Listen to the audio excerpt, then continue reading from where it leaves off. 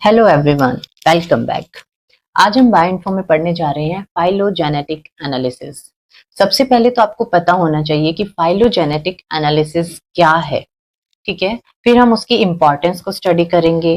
फिर किस टाइप से हम फाइलोजेनी एनालिसिस को बायोइन्फो में अप्लाई करते हैं, कैसे कैसे हम फाइलोजेनेटिक ट्री को कंस्ट्रक्ट करते हैं, उसके लिए क्या क्या स्टेप्स रहेंगी, किस तरह से आप उन स्टेप्स को यूज करके एक पर्टिकुलर फाइलोजेनेटिक ट्री को डेवलप करेंगे, ठीक है। चलिए स्टार्ट करते हैं। सबसे पहले phylogenetic analysis. Phylogenetic analysis means phylogeny को क्या करना, एनालाइज करना है, ठीक है।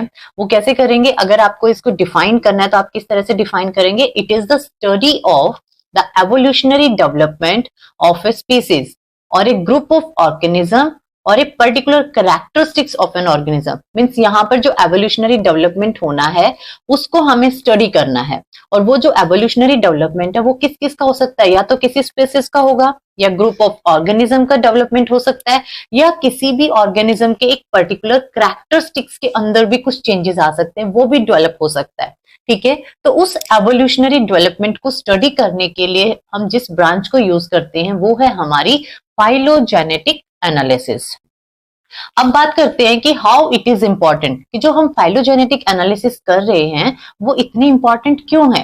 देखिए फर्स्ट पॉइंट आप यहां पर डिस्कस कर सकते हैं, to find evolution of current day species, कि जो करंटली रिसेंटली जो स्पीसीज प्रेजेंट हैं अभी, वो उनका एवोल्यूशन कैसे हुआ, कैसे वो इवॉल्व हुई है एनवायरमेंट में, ठीक है। उसको भी हम फाइलोजेनेटिक एनालिसिस की हेल्प से स्टडी कर सकते हैं।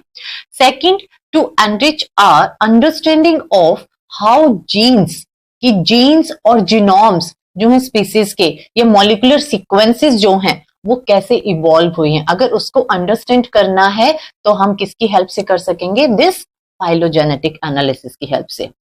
नेक्स्ट पॉइंट है to study the particular characteristics of an organism. एक ऑर्गेनिज्म के किसी भी स्पेसिफिक, किसी पर्टिकुलर कैरेक्टरिस्टिक्स को अगर आपको स्टडी करना है, डिटेल में डीपली उसको स्टडी करना है, तो आप with the help of phylogenetic analysis you can easily study that particular characteristic of an organism, ठीक है। ये तो है कि इंपॉर्टेंट क्यों है ये फाइलोजेनेटिक एनालिसिस। अब इसके बाद हम डिस्कस करते हैं कि जो एप्लीकेशंस क्या क्या रहेंगी आपकी जब आप फाइलोजेनेटिक एनालिसिस को स्टडी करेंगे। तो जो सबसे मोस्ट इंपॉर्टेंट जो एप्लीकेशन है इसकी वो है reconstruction of the ancestral gene sequences from which extant gene are derived. Extant gene आपको पता होना चाहिए, ये वो जीन होता है जिसको किसी भी एंसेस्टर से हम क्या करते हैं, डिराइव करते हैं। मींस एंसेस्ट्रल डिराइव्ड जीन को हम एक्सटेंट जीन बोलते हैं। तो यहाँ पर आप रिकंस्ट्रक्ट कर सकते हैं पूरा का पूरा पाथवे, कि किस तरह से एक्सटेंट जीन जो है वो एंसेस्ट्रल जीन सीक्वेंसेस जो हैं जिनसे एक्सटेंट जीन को डिराइव किया गया है, उन सारे जीन सीक्वेंसेस को आप रिकंस्ट्रक्ट कर सकते हैं, ठीक है। Second, to study the origin of human disease. अब आपको पता है बहुत सारी जेनेटिक डिजीज होती हैं, सेक्स लिंक डिजीज होती हैं, बहुत सारी डिजीज जो ह्यूमन के अंदर आज के टाइम पे हैं, वो किस तरह से डेवलप हुई, उनका मेन जो ओरिजिन है वो क्या रहा होगा, या कोई उसका एंसेस्टर रिस्पॉन्सिबल है उस डिजीज के लिए, या उसकी पेरेंटल डिजीज है, उन सब का एक चार्ट हम यहाँ स्टडी कर सकते हैं with the help of phylogenetic analysis. Third point रहेगा the evolution of ecological and behaviour traits through the time. Time के साथ साथ कैसे इकोलॉजी या कैसे बिहेवियर जो है ट्रेड्स का या किसी स्पीसीज का, वो कैसे कैसे चेंज होता जा रहा है, कैसे कैसे उसमें एवोल्यूशन हमें देखने को मिला है थ्रू द टाइम, वो भी हम इसके थ्रू स्टडी कर सकते हैं। Last, estimating historical biogeographic relationships. इन रिलेशनशिप्स को भी हम स्टडी कर सकते हैं, एस्टिमेट कर सकते हैं, आइडिया लगा सकते हैं कि ये रिलेशनशिप ऐसे रहा होगा या ये रिलेशनशिप वैसे रिलेटेड होगा। तो ये सब किसकी हेल्प से पॉसिबल है, हमारी फाइलोजेनेटिक एनालिसिस की हेल्प से, ठीक है। अब आ जाते हैं फाइलोजेनेटिक एनालिसिस को हम बार बार उसकी इंपॉर्टेंस को भी डिस्कस कर रहे हैं, हम उसकी एप्लीकेशंस को भी डिस्कस कर रहे हैं। अब बात करते हैं कि फाइलोजेनी जो है वो कैसे हेल्प करती है। वो एक ट्री की फॉर्म में हमें एक रिजल्ट प्रोवाइड करती है, एक ब्रांचिंग ट्री या एक डायग्राम हमें प्रोवाइड करेगी, जिसकी हेल्प से हम इन सारी चीजों को इजीली स्टडी कर सकते हैं। हर एक कैरेक्टरिस्टिक्स को, हर एक बिहेवियर को, कैसे कैसे एवोल्यूशन हुआ है, किस तरह से रिलेटेड है, को रिलेटेड है स्पीसीज एक दूसरे स्पीसीज से, वो सब हम किसकी फॉर्म में स्टडी करते हैं, इस फाइलोजेनेटिक ट्री की फॉर्म में स्टडी करते हैं। तो फाइलोजेनेटिक ट्री को अगर हमें डिफाइन करना है तो हम कैसे डिफाइन करेंगे, it is a branching tree. ये एक ब्रांचिंग ट्री है या एक डायग्राम है। जैसे आपने बहुत सारे फाइलोजेनेटिक ट्री इस तरह से स्टडी किए होंगे, इस तरह से ये फाइलोजेनेटिक ट्री हैं, या इस तरह से आपके फाइलोजेनेटिक ट्री हैं, उसमें बहुत सारी नोड्स होंगी, इंटर नोड्स होंगी, है ना। तो ये एक ब्रांचिंग ट्री होता है, इसमें बहुत सारी ब्रांच हैं। एक ब्रांचिंग ट्री है या एक डायग्राम भी आप इसको बोल सकते हैं कि एक पर्टिकुलर डायग्राम है जो कि शो करता है evolutionary relationships among various biological species और अदर एंटिटीज। या तो कोई भी बायोलॉजिकल स्पीसीज या कोई भी एंटिटी आप यहाँ पर यूज कर सकते हैं, किसी भी ऑर्गेनिज्म से रिलेटेड भी हो सकता है, ठीक है, जो कि बेस्ड होंगे उनकी सिमिलैरिटीज और उनके डिफरेंसेस पे इन देयर फिजिकल और जेनेटिक कैरेक्टरिस्टिक्स, ठीक है। अगर हम बायोलॉजिकल स्पीसीज की बात करें, जैसे ये अगर उनका एंसेस्टर है तो इससे ये स्पीसीज जो है वो डेवलप हुई है, इनसे ये स्पीसीज डेवलप हुई है, तो इन बायोलॉजिकल स्पीसीज के बीच में क्या एवोल्यूशनरी रिलेशनशिप है, या फिर आप उनकी सिमिलैरिटीज या उनके डिफरेंसेस जो है उनकी फिजिकल जेनेटिक कैरेक्टरिस्टिक्स के बेस्ड पर भी आप ये ग्राफ, ये ट्री जो है वो प्लॉट कर सकते हैं। इस ब्रांचिंग ट्री को, इस डायग्राम को, जो एवोल्यूशनरी रिलेशनशिप बताएगा हमें डिफरेंट बायोलॉजिकल स्पीसीज के बीच में, उस ट्री को हम क्या बोलते हैं, फाइलोजेनेटिक ट्री, ठीक है। ये तो हो गया हमारा फाइलोजेनेटिक ट्री। अब बात करते हैं कि ये जो फाइलोजेनेटिक ट्री है, ये इसकी कंस्ट्रक्शन कैसे होती है, कैसे आप बिल्ड करते हैं एक फाइलोजेनेटिक ट्री को, ठीक है। तो अब जब हम एक फाइलोजेनेटिक ट्री को कंस्ट्रक्ट करते हैं उस टाइम पर हम क्या करेंगे, डिफरेंट डिफरेंट स्टेप्स को यूज करेंगे। इसके लिए 5 डिफरेंट स्टेप्स हम यूज करेंगे। जो फर्स्ट स्टेप हमारी रहेगी वो है चॉइस ऑफ मॉलिक्यूलर मार्कर। जो बेस होगा वो क्या होगा, चॉइस।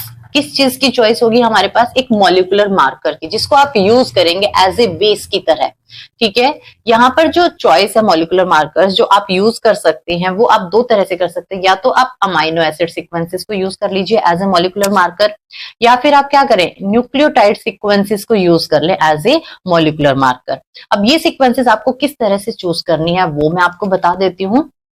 जैसे अगर मैं चाहती हूँ, मुझे स्टडी करना है क्लोजली रिलेटेड स्पीसीज को, ठीक है, मीन्स किसको स्टडी करना है, जो बहुत क्लोजली रिलेटेड स्पीसीज हैं, क्लोजली रिलेटेड स्पीसीज को स्टडी करना है, उनका बिहेवियर स्टडी करना है, उससे मुझे फाइलोजेनेटिक ट्री बनाना है, तो मैं क्या करूंगी, उन स्पीसीज की न्यूक्लियोटाइड सीक्वेंसेस को as a molecular marker choose कर लूंगी, सेलेक्ट कर लूंगी, ठीक है, क्योंकि वो मुझे पता है कि वो क्या है, वो रैपिडली इवॉल्व हो सकती है, मोर रैपिडली, ठीक है। सेकंड, जो अमाइनो एसिड सीक्वेंस हम कब यूज करेंगे, जब हमें किसको स्टडी करना है, distantly related, distantly related species को, ठीक है। अगर मुझे डिस्टेंटली रिलेटेड स्पीसीज को स्टडी करना है तो मैं उसके अमाइनो एसिड सीक्वेंसेस को एज ए मॉलिक्यूलर मार्कर की तरह यूज करूंगी। अगर मुझे क्लोजली रिलेटेड स्पीसीज को स्टडी करना है तो मैं उनके न्यूक्लियोटाइड सीक्वेंसेस को एज ए मॉलिक्यूलर मार्कर की तरह सेलेक्ट करूंगी, ठीक है। फर्स्ट हमारा पॉइंट होगा चॉइस ऑफ मॉलिक्यूलर मार्कर। अब जो सेकेंड पॉइंट है वो है अलाइनमेंट। अलाइनमेंट जो है वो मोस्ट क्रिटिकल स्टेप आप बोल सकते हैं फाइलोजेनेटिक एनालिसिस की या फाइलोजेनेटिक ट्री कंस्ट्रक्शन की एक क्रिटिकल स्टेप है ये। जितनी अलाइनमेंट करेक्ट होगी, जितनी अलाइनमेंट करेक्ट होगी, उतना ही जो ट्री होगा वो हमारा क्या रिजल्ट देगा, करेक्ट रिजल्ट देगा, ठीक है। उतना ही जो ट्री बनेगा वो हमारा करेक्ट बनेगा। लेकिन अगर अलाइनमेंट क्या हो गई, इनकरेक्ट हो गई, तो जो ट्री बनना होगा वो भी क्या बनेगा, इनकरेक्ट बनेगा। इनकरेक्ट अलाइनमेंट से जो स्कोरिंग आएगी वो भी रॉन्ग आएगी, वो भी इनकरेक्ट रहेगी। उस इनकरेक्ट की वजह से जो ट्री भी बनेगा, जो अगर ऐसे बनना होगा, 2 स्पीसीज अगर ऐसे होंगी, नियर बाय रिलेटेड होंगी, तो वो कैसे बना सकता है, जैसे यहाँ पर ए दे दिया, यहाँ पर सी दे दिया और बी को डिफरेंशियली उसको शो कर दिया, तो इस तरह से हमारा ट्री भी क्या हो जाएगा, इनकरेक्ट हो जाएगा। क्लियर। थर्ड पॉइंट है हमारा कंस्ट्रक्टिंग फाइलोजेनेटिक ट्री। अब हमें क्या करना है, एक फाइलोजेनेटिक ट्री कंस्ट्रक्ट करना है। उसके लिए हम कुछ मॉडल ऑफ एवोल्यूशन को यूज करेंगे। मॉडल ऑफ एवोल्यूशन को हम डिस्कस करेंगे, ठीक है। मॉडल ऑफ एवोल्यूशन में क्या है, हम ये 2 तरह के यहाँ पर मॉडल्स यूज किए जाते हैं, 2 डिफरेंट टाइप के मॉडल्स होंगे। एक होगा हमारा यूक्स कैंटर मॉडल, सेकंड हमारा यहां पर होगा किम्यूरा मॉडल, ठीक है। इन दोनों मॉडल्स में से जो बेस्ट मॉडल है, जिसको सेलेक्ट किया गया है बायोलॉजिकली जो करेक्ट है, वो है हमारा किम्यूरा मॉडल। जो जूक्स कैंटर मॉडल है वो बेस्ड है कि इसमें जितने भी न्यूक्लियोटाइड्स हैं वो सेम सब्स्टिट्यूशन शो करते हैं। लेकिन जो किम्यूरा मॉडल है वो हमें बताता है कि जो ट्रांजिशंस होती हैं, ट्रांजिशंस जो होती हैं वो मोर फ्रिक्वेंट होती हैं एज कंपेयर टू ट्रांसपर्जन्स। और यही हमें चाहिए कि सिमिलर सिमिलर से जितना एक्सचेंज होगा, सब्स्टिट्यूट होगा, उतना ही हमारे पास बेस्ट रिजल्ट आएगा। तो ये हमें किसने बताया? किम्यूरा मॉडल ने बताया। इसीलिए बायोलॉजिकली ये करेक्ट मॉडल है और इसी को ही फर्दर फाइलोजेनेटिक ट्री कंस्ट्रक्शन के टाइम पर यूज किया जाता है। ठीक है, नेक्स्ट जो स्टेप है यहाँ पर वो है determining a tree building method. अब हमें क्या करना है? एक ट्री बिल्डिंग मेथड को डिटरमाइन करना है। हमने सारे एवोल्यूशनरी मॉडल्स भी यूज कर लिए, हमने अलाइन भी करवा लिया, मोलिकुलर मार्कर्स को भी सिलेक्ट कर लिया। अब हमारा मेन रोल आएगा हाउ टू कंस्ट्रक्ट या how to build a particular phylogenetic tree. हम कैसे कंस्ट्रक्ट करेंगे उसके लिए देखिए, जो फर्स्ट यहाँ पर आएगा ट्री कंस्ट्रक्शन के टाइम पे हम दो तरह के मेथड्स को हम यूज करते हैं। फर्स्ट जो मेथड होता है हमारा वो है डिस्टेंस बेस्ड मेथड, और जो सेकंड हमारा मेथड रहेगा वो रहेगा कैरेक्टर बेस्ड मेथड। ठीक है, जो डिस्टेंस बेस्ड मेथड है वो एवोल्यूशनरी डिस्टेंसेस से रिलेटेड हमें इंफॉर्मेशन देगा, और जो कैरेक्टर बेस्ड मेथड है वो हमें डिटेल उसकी प्रोवाइड करेगा, उसके कैरेक्टरिस्टिक्स कैसे चेंज हुए हैं, इवॉल्व हुए हैं, किस तरह से एंसेस्टर से वो डिफर करता है, वो रहेगा हमारा कैरेक्टर बेस्ड मेथड। अगर मैं पहले बात करूं डिस्टेंस बेस्ड मेथड की, तो यहाँ पर हमारे पास दो तरह के मेथड रहेंगे। एक होगा यूपीजीएमई, सेकंड हमारा रहेगा एनजी।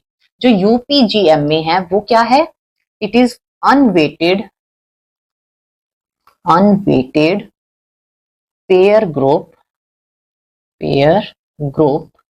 ये पेयर है, ठीक है। Unweighted pair group method with arithmetic mean. ये है हमारे यूपीजीएमए की फुल फॉर्म। ठीक है, ये क्या है? एक unweighted pair group method with arithmetic mean. ठीक है, और जो एनजी मेथड है वो है हमारा नेबर जॉइनिंग मेथड।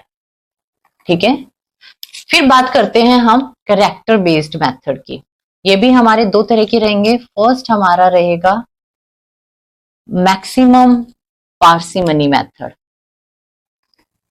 आपको याद है कुछ? हमने इससे पहले जो टॉपिक किया था स्कोरिंग मैट्रिक्स, उसमें मैंने पैम मैट्रिक्स में आपको बताया था कि उसमें फाइलोजेनेटिक ट्री कंस्ट्रक्ट होता है, और वो जो ट्री है वो किस प्रिंसिपल पे बेस्ड होता है? मैक्सिमम पार्सिमनी मेथड पर बेस्ड होता है। तो यहाँ पर हम उस मैक्सिमम पार्सिमनी मेथड को डिटेल में डिस्कस करेंगे। ठीक है, सेकेंड मेथड रहेगा मैक्सिमम लाइक्लीहुड मेथड। ठीक है, ये चारों मेथड जो डिस्टेंस बेस्ड हैं और दो हमारे कैरेक्टर बेस्ड जो मेथड है, इन चारों मेथड्स को यूज किया जाता है for the construction of phylogenetic tree. One by one हम इन मेथड्स को डिटेल में डिस्कस करेंगे। उससे पहले हम इससे पहले वाली जो एक स्टेप थी उसको डिस्कस कर लेते हैं। लास्ट स्टेप हमारी थी असेसिंग द ट्री रिलायबिलिटी। अब हमें क्या करना है कि जो हमने फाइलोजेनेटिक ट्री बना तो लिया है इन डिफरेंट मेथड से, वो ट्री हमारा कितना रिलायबल है, उसकी रिलायबिलिटी को अब हमें क्या करना है? चेक करना है। तो रिलायबिलिटी को जब हम चेक करेंगे उसके लिए हम दो तरह के मेथड्स यूज करेंगे। फर्स्ट हमारा रहेगा बूट स्ट्रैपिंग मेथड। ठीक है, सेकंड जो मेथड रहेगा वो होगा हमारा जैक नाइफिंग मेथड। ठीक है, इन मेथड को भी हम वन बाय वन डिटेल में डिस्कस करेंगे। सबसे पहले हम डिस्कस कर लेते हैं। वैसे तो मैंने यहाँ पर आपको ये भी बता दिया है डिटेल में, choice of molecular marker, alignment हमने डिस्कस कर लिया है। मेनली यहाँ पर मैं आपको बताना भूल गई कि मल्टीपल सीक्वेंस अलाइनमेंट्स को प्रेफर किया जाता है for making a particular phylogenetic tree. ठीक है, जो कि करेक्ट रिजल्ट हमें देंगे, क्योंकि सीक्वेंसेस तो मल्टीपल भी हो सकती है, जरूरी थोड़ा ना है कि दो ही सीक्वेंसेस के बीच में ही अलाइनमेंट करवानी है हमें। फिर हमने क्या किया? फाइलोजेनेटिक ट्री को कंस्ट्रक्ट कर लिया। फिर हमने डिटरमाइन किया ट्री बिल्डिंग मेथड। जो चार मेथड हम यहाँ पर करेंगे वो वन बाय वन हर एक वीडियो में हम डिस्कस करेंगे। फिर लास्ट जो मेथड है वो है असेसिंग ट्री रिलायबिलिटी। ये जो ट्री रिलायबिलिटी मेथड है ये हम यहाँ पर डिस्कस कर लेते हैं। सबसे पहले हमारा यहाँ पर आएगा बूट स्ट्रैपिंग। पहले मैं आपको ट्री रिलायबल है या नहीं है उसके बारे में बता रही हूँ थोड़ा सा। इसमें क्या होगा, जब हमें ट्री की रिलायबिलिटी को चेक करना है तो हमें डिफरेंट डिफरेंट एनालिटिक टेक्निक्स को यूज करना है। या तो हम क्या करें, हम डिफरेंट मेथड्स जो है कंस्ट्रक्शंस के वो हमें सेम रिजल्ट दें, then the tree is reliable. एक तरीका तो ये हो सकता है कि जितने भी हमने मेथड्स यूज किए हैं उन मेथड्स ने हमें क्या किया, सेम रिजल्ट प्रोवाइड किया है।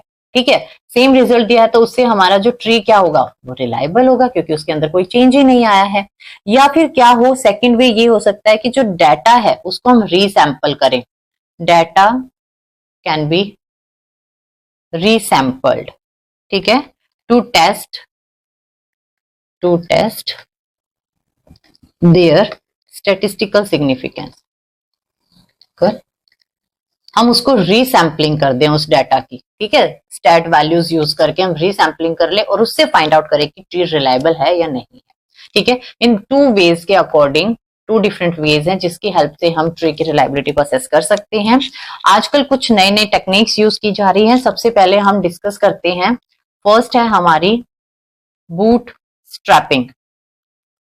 ठीक है, बूट स्ट्रैपिंग क्या होती है, ये एक स्टैटिस्टिकल प्रोसीजर है। Statistical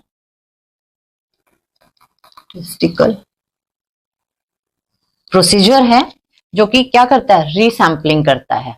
that resamples a single data set. अभी हमने ऊपर बात की थी ना कि दो तरह से हम यहाँ पर ट्री की रिलायबिलिटी चेक कर सकते हैं। जो सेकंड मेथड हमने किया था कि डाटा को रीसैंपल करें स्टैटिस्टिकल सिग्निफिकेंस की हेल्प से, है ना। तो जो बूट स्ट्रैपिंग है ना, ये एक स्टैटिस्टिकल प्रोसीजर है जो क्या करता है, रीसैंपल करता है एक सिंगल डाटा सेट को, data set to create many simulated samples, to create many simulated samples. ठीक है, ये क्रिएट करेगा। ये जो प्रोसेस है ये अलाउ करती है हमें further, it allows us to calculate, कि हम कैलकुलेट करें, to calculate standard errors and it also perform. ये हमें स्टैंडर्ड एरर्स को तो कैलकुलेट करने के लिए अलाउ करेगी ही करेगी, साथ में ये परफॉर्म करेगी बहुत सारे numerous types of samples and statistics. ठीक है, ये क्या करेगी, हमें एक तो अलाउ करेगी कि हम कैलकुलेट करें स्टैंडर्ड एरर्स को, साथ साथ हम परफॉर्म भी करें, बहुत सारे टाइप की सैंपल को रीसैम्पलिंग करते रहें, स्टैट प्रोग्राम यूज करते रहें। ठीक है, रिपीटेडली सैम्पलिंग ट्रेस जो है थ्रू स्लाइड पर जो भी परटर्ब्ड होंगे डाटा सेट्स के साथ, तो हम विद द हेल्प ऑफ रीसैम्पलिंग हम क्या करते रहेंगे, ट्री की रिलायबिलिटी को चेक करते रहेंगे कि टी हमारा रिलायबल है या नहीं है। ठीक है, सेकंड जो मेथड आप यहां पर करेंगे वो होगा, सेकंड मेथड जो हमने यहां पर बात की थी वो था जैक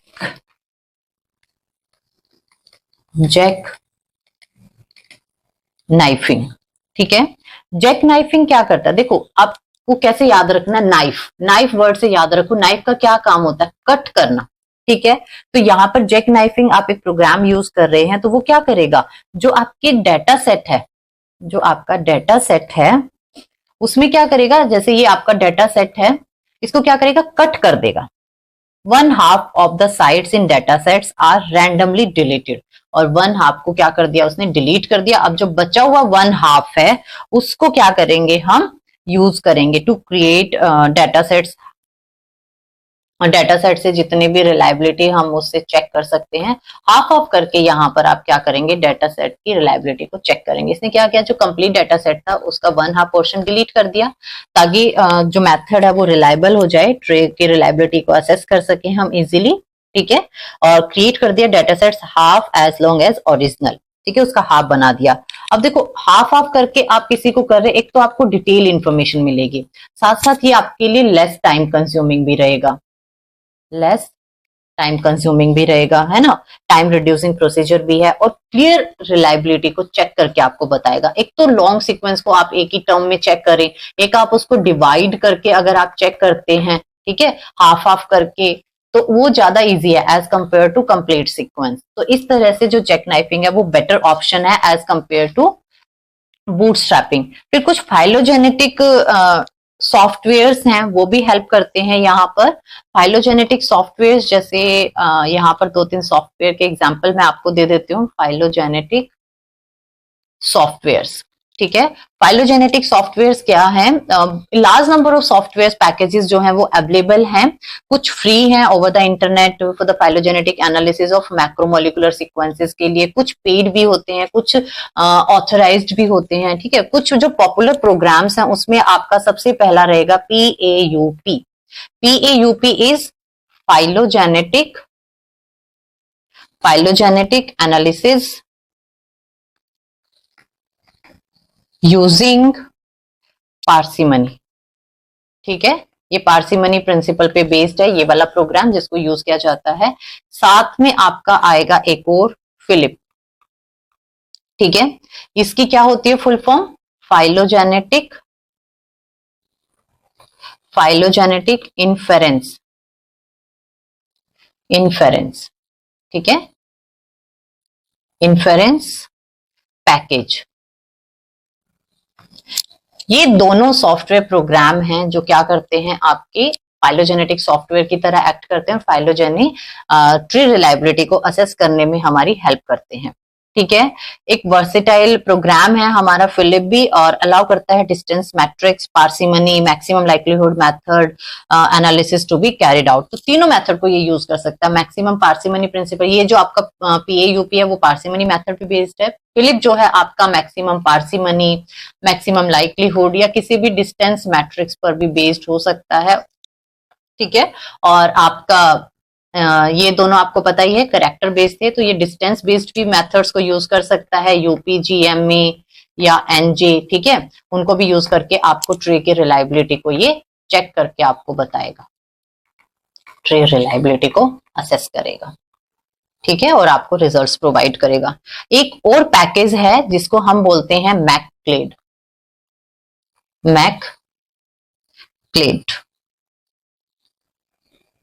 ठीक है। ये भी एक सॉफ्टवेयर प्रोग्राम है जो कि यूजफुल है ट्री मैनिपुलेशन के लिए, यूजफुल फॉर ट्री मैनिपुलेशन। अगर आप उसमें कुछ मैनिपुलेशंस करना चाह रहे हैं तो आप इस प्रोग्राम को भी यूज कर सकते हैं। ये आपके फाइलोजेनेटिक सॉफ्टवेयर्स हो गए। फर्स्ट आपका PAUP हो गया, सेकंड आपका फिलिप हो गया, और थर्ड आपका मैकक्लेड हो गया। इस तरह से आप फाइलोजेनेटिक ट्री की रिलायबिलिटी को चेक कर सकते हैं।